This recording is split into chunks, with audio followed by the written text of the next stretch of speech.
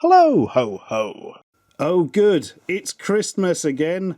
Hooray. So I've been round all the mighty pound stores to find what beautiful festive items they've got to entice us all with this year. And I must say, most of it's been pretty high quality. Fortunately, not all of it.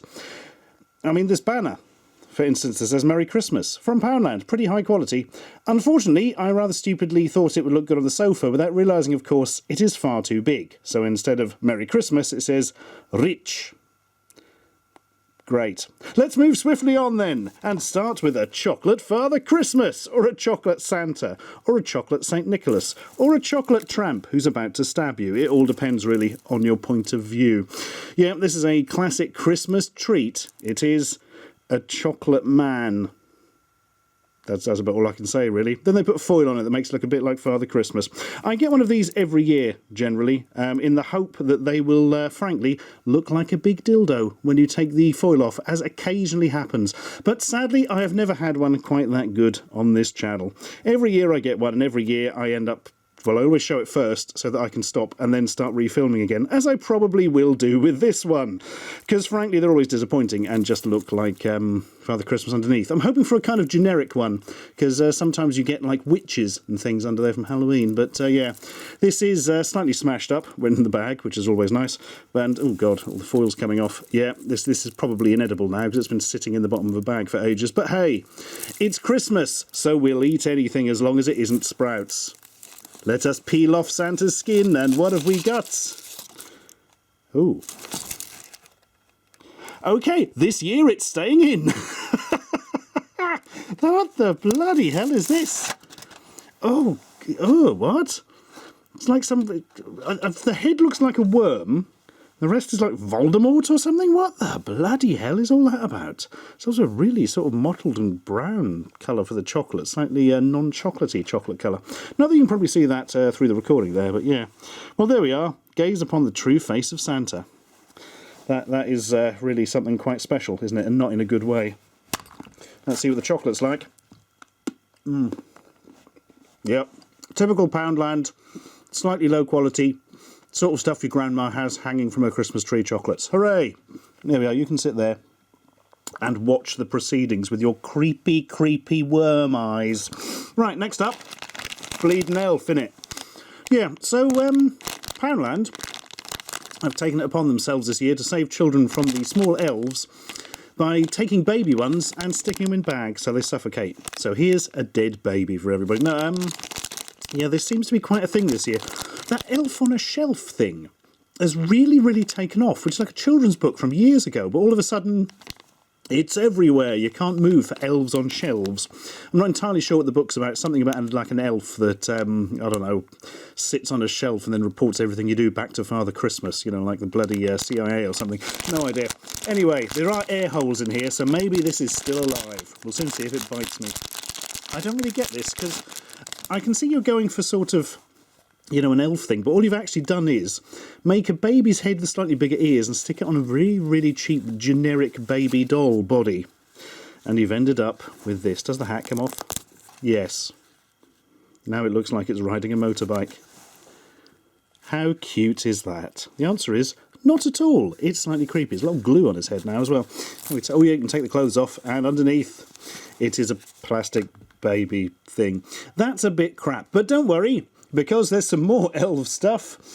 In Poundland, these are branded as Elves Behaving Badly, with a particularly elf-on-the-shelf looking thing. Ideal for your skirting a wall, the original elf with big ears. The fuck are you talking about, you lying idiots? The idea of elves with big ears go back hundreds of years, and it certainly isn't from something called Elves Behaving Badly. Incidentally, you can buy this exact item in Tesco in a slightly posher box for £2, whereas this was obviously £1 from Poundland. There we are. Look up elvesbehavingbadly.com, where they'll claim they invented the elf or something. For all the naughty elf fun, visit...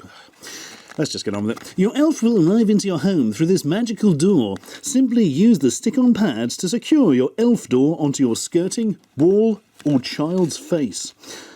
Great, so it's like a little door, and you stick it on your skirting board. It's made out of porcelain or something. It's quite heavy. How do we actually open this? By smashing it. Oh, God. Oh man, oh that's rough. Now that's a paint job and a half. Yep, big old sticky pad on the back, so it takes all the varnish off your skirting.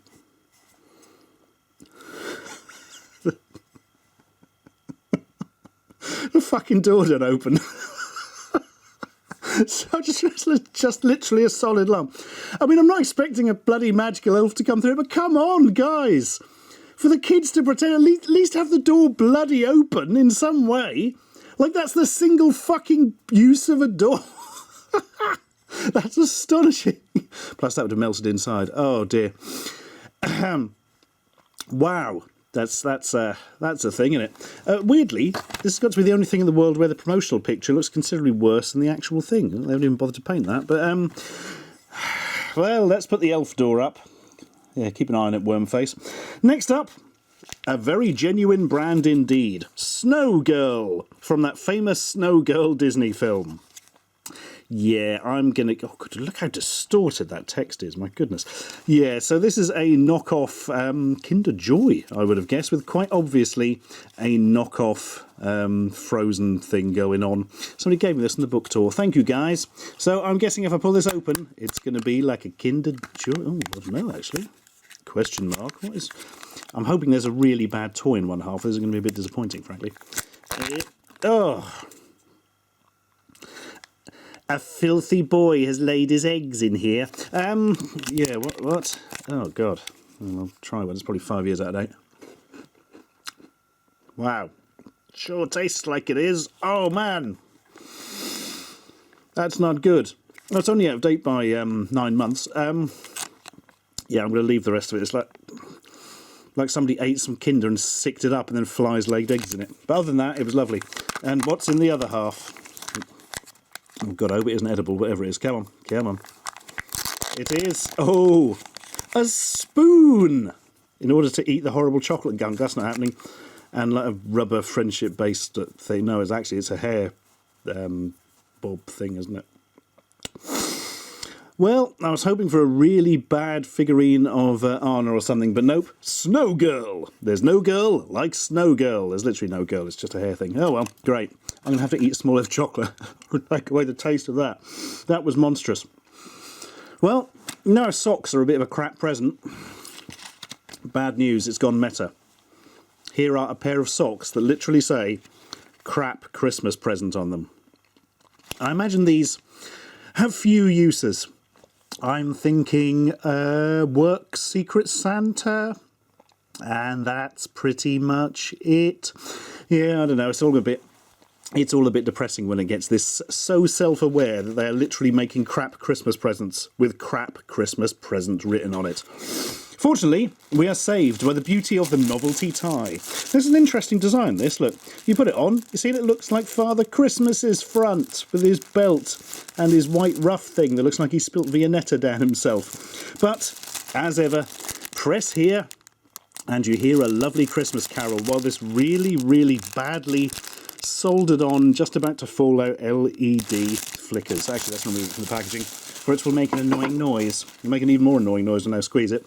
And I'll tell you what, folks, I certainly didn't go through all the ones in the shop until I found one with a battery that was running out. Oh wait, yes I did.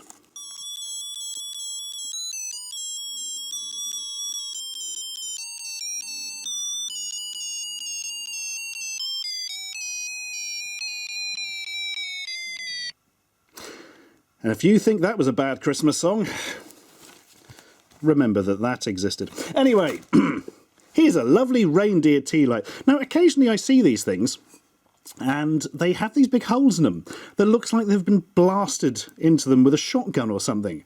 It's like this is Rudolph after he's been hunted dead and had holes blown in him. That's not an uncommon thing, although this is particularly nasty. Also notice the runny diarrhea colour of it and the sort of glazing on it, which isn't great. But there we are. It was £1. What do you expect? Well, I do expect not to have a gunshot wound right in the back of his head. This is less hunting and more a gangland-style execution. Poor old Rudolph. He got on the wrong side of the mob, and that was the end of that. I really hope I haven't reviewed this exact item before, because I remember something very similar to it in the past. Quick, let's move swiftly on to some lovely food. Magical reindeer food from Snow White. Unique reindeer thank you magical treat. Feed them on their busy night. can be eaten by reindeers or children. Give Santa's reindeers a special treat. Yes, children, keep hassling mum and dad and crying until they buy this for you because you think you're being cruel to the reindeers if they don't. Yeah, this is a load of old shit, isn't it? It's just some sweets, basically, isn't it? What is it actually? It should say there somewhere.